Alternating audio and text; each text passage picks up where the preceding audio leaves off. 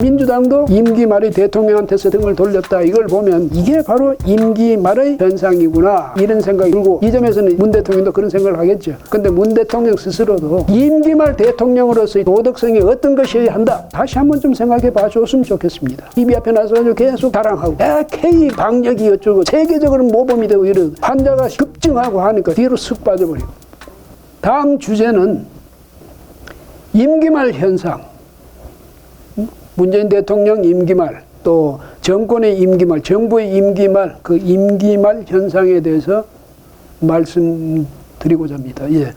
송영길 더불어민주당 대표가요, 지난 11일에 그 MBC 뉴스 외전 여기에 출연해가지고 민주당은 대표가 송영길로 바뀌었고 이재명 후보는 문재인 정부에서 탄압받던 사람이다.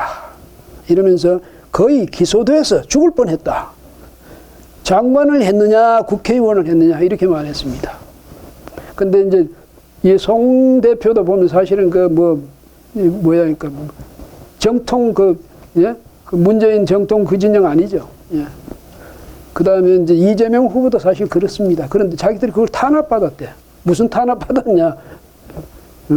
뭐 옛날에 좀, 지난번 대선 때 좀 논란도 있긴 있었지만은 그래서 탄압받았다는 것보다는 가만 보니 정치적으로 거의 죽을 뻔했다 이 말이죠. 뭐 왜 거의 죽을 뻔했냐. 대법원에 가서 겨우 살아난 것 아닙니까? 선거법 위반으로 가가지고 자칫했으면 지금 출마도 못했죠. 근데 거기서 대법원에서 파기환송되는 바람에 살아나가지고 지금은 집권당의 대통령 후보까지 됐거든요. 그러니까 거의 죽을 뻔했다가 살아났다 이 말이에요. 그 다음에 국회의원을 했느냐, 뭐 장관을 했느냐, 그 문재인 대통령 덕 본 게 뭐 있냐, 뭐 이런 건데, 그리고 자신은 또 자신이 민주당의 대표가 된 것도 내 힘으로 됐지, 문재인 대통령이 나 뭐 봐준 적 있어, 이런 말 아닙니까? 이게 정권, 그 다음에 문재인 대통령 임기 말이 아니면 이런 말이 나올 수 있겠습니까? 집권당의 대표가 이런 말을 직접 하고 나섰거든요. 그러니까 당내에서는 지금 야단난 거죠. 세상에 이럴 수가 있냐. 응? 아니 당대표, 집권당 대표가 대통령을 향해서 이렇게 말할 수가 있느냐. 탄압이라니. 이렇게 했는데 뭐 따지고 보면 또 그런 측면도 없지도 않죠. 이재명 후보로서는 아마 그럴 겁니다. 내 힘으로 된 거야. 송 대표도 마찬가지. 내 힘으로 된 거야. 당신들이 뭐 도와줬어. 뭐 그렇게 되니까 이를테면 문재인 대통령의 그 측근, 친문 세력들은 보면 굉장히 좀 말하자면 여기에 대해서 배신감도 느낄 텐데 친문 세력 중에도 상당 부분은 지금 이재명 후보 지지로 돌아섰잖아요. 그 권력이란 그런 거예요. 어느 쪽에 힘이 실려 있냐 거기 따라서 그냥 쉴 새 없이 왔다 갔다 하는 게 그 권력 주변에 있는 사람들 심리죠. 그러니까 송 대표도 이제 그런 걸 생각해서 세상이 바뀐 거야 이제. 세상이 바뀐 거야. 언제까지나 문 대통령한테 힘이 가 있는 게 아니야. 힘은 이제 이쪽으로 넘어오고 있는 거야. 무슨 소리 하고 있어? 이런 이야기인데 어떻게 합니까? 그게 정치권의 생리인데, 그게 정치의 생리, 권력의 생리. 문 대통령 아마 요즘 잠이 말이죠 깊이 안 들 거예요.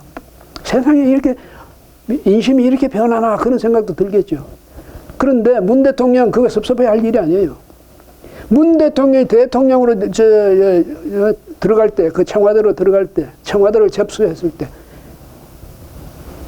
박근혜 전 대통령, 어떤 심정이었겠습니까? 그 권력이 그런 거예요. 그러니까 권력을 저렇게 모질게 행사를 하면, 저 권력의 칼이 결국 나한테로 돌아오는 거예요. 응?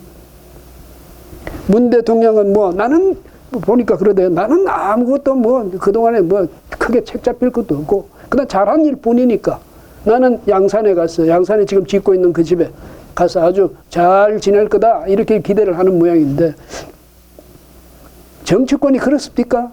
문 대통령 정치권이 그렇게 안녕히 가십시오 이렇게 잘 보내드리는 그게 정치권의 글쎄요 그런 풍토 아니에요. 문 대통령도 그 점은 생각했는데 벌써 이러잖아요. 벌써 집권당의 대표가 벌써 이렇게 대통령에 대해서 당신 뭐 우리 도와준 건 뭐 있어 이런 식으로 나오는 거 뭐 보면 야 정치권의 정치의 권력의 생리가 어떻다 이걸 다시 한번 느끼지 않을까 이런 생각이 듭니다. 송 대표 지난해 10월에도 말이죠. 이재명의 당선도 정권 교체다. 그때 이제 정권 교체에 대한 국민들이 기대가 굉장히 이제 부풀어 오르고 할 때니까 그래서 정권 교체를 요구하는 목소리가 60% 넘어서고 이럴 때니까 아마 그것 때문에 그러긴 했겠지만 어쨌든 이재명이 해도 그건 정권 교체야. 예? 이 후보는 문재인 정부 총리나 강론의 핵심 역할을 했던 분이 아니다. 경기지사로 지방행정을 했고 핵심 주류 그룹이 아니었다. 그러니까 이재명이 정권을 잡는다 해도 문재인하고는 상관없어. 그때도 그 말을 했어요. 예. 그리고 자기도 송영길 자기도 예? 민주당 비주류로서 당대표가 됐다. 내 힘으로 됐다 이 말이에요. 그래서 민주당과 정부를 변화해 나가겠다는 것이다. 이렇게 이야기를 했습니다. 이게 정권 말기적인 현상인데 그다음에 요즘 보면 이재명 후보 아주 지금 부동산 정책부터 시작해서 예? 문재인 정부는 막 공격하잖아요. 거기에 표가 있거든. 그러니까 문재인 대통령이 누구든 상관없어. 나는 내 표가 있는 게 바로 내 편이야. 문재인 대통령이 무조건 내 편인 거 아니야. 그래서 문재인 대통령을 치면 표가 나온다 이러면 무조건 치는 거죠. 거기야 문 대통령도 모르죠. 이재명 후보 만나서 그랬는지 나를 밟고 넘어가세요 이렇게 이야기했는지는 모르지만 참 비정한 게 정치다. 이렇게 말씀을 드릴 수 있겠습니다. 그런데 사실은 말이죠. 문 대통령 참 돌아보면 뭐 해놓은 게 있습니까? 국민들한테 날이면 날마다 예? 부동산 집값 뛰어서 걱정, 예? 일자리 없어서 걱정, 오만 걱정만 하기 전에 세금 올라가서 걱정, 북한의 김정은이 저렇게 아주 저런 칼춤 추는 것 때문에 걱정. 문 대통령이 그랬죠. 그러면서도 문 대통령이 임기 말을 어떻게 보냈냐 보니까 참 작년 10월 28일부터 11월 5일까지 이태리, 바티칸, 영국, 헝가리 방문하고 왔죠. 거기 가서 제가 볼 때는 가장 역점을 뒀던 게 방점을 찍었던 게 바티칸 가서 프란치스코 교황 만나서 뭐 했냐. 김정은이 평양 좀 방문해달라. 그거 요청했던 게 아마 문 대통령의 유럽 방문, 순방의 가장 핵심적인 과제가 아니었을까 이런 생각이 듭니다. 3년 전에도 가서 그랬어요. 그때도 프란치스코 오케이 초청자만 오면 가겠다. 이번에도 마찬가지예요. 그렇게 함으로써 교황이 그렇게 감으로써 평화의 사도가 감으로써 이제 우리가 북한 주민들이 자유로워지고 우리가 평화로운 분위기 속에서 살 수 있을 것이다. 그 생각에서 그랬겠습니까? 아니죠. 김정은이를 어떻게 하든 국제적 제재에서 김정은이를 좀 자유롭게 해주고 김정은의 이미지를 좀 마사지 해 주십시오. 그 이야기 아니었겠습니까? 기껏 해가지고 국비를 들여가지고 말이죠. 예? 대통령 내외가 해외 나가서 한 게 그겁니까? 그거 하기 위해서 갔습니까? 그런 거 생각하면 국민들은 배신감을 느낄 만하죠. 예? 또 지난달 12일부터 15일까지 그러니까 12일부터 15일까지 호주도 방문했잖아요. 스콧 모리슨 거기서 국빈 방문 초청을 해달라 해서 어쩔 수 없이 갔는데 대통령이 가는데 말이지 그쪽에서 요청을 해서 갔는데 무슨 소리냐 청와대에서 그렇게 이야기를 해요. 근데 무슨 소리냐. 지금 국내에서도 이렇게 코로나가 창궐해가지고 말이지 국민들이 전전긍긍하고 있는데 대통령이 이 코로나에 대해서 정말로 진지한 그런 걱정을 하고 있다면 그럴 수가 없죠. 응? 이럴 때는 집을 지키고 있어야지. 자기는 휑하니 해외 돌아다니면서 무슨 샷이나 뭐예요? 한바구 써가면서. 그때 모리슨 총리한테 가서 또 뭐 했습니까?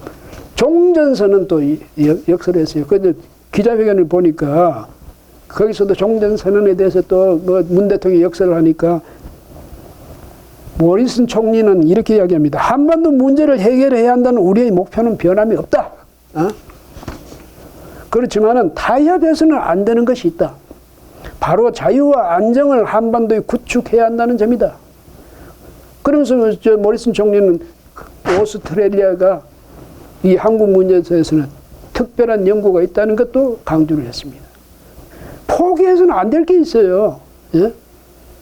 어떤 가치를 들이밀더라도 포기해서는 안 될 게 우리 국민인 자유와 안정이에요. 한국의 자유와 안정이고. 그리고 거기 가서 뭐 성과도 못 올리고 말이죠. 그러니까 거기서는 또 이 베이징 이 동계올림픽에 대해서 예? 미국이나 이런 나라들이 예? 불참 이걸 이제 결정하고 난 뒤인데 가서 나는 그런 연락 받은 바 없어 또 이런 소리를 했어요. 왜 받은 바가 없겠어요? 거짓말 한 셈이 되죠. 예? 그것만 또 그칩니까?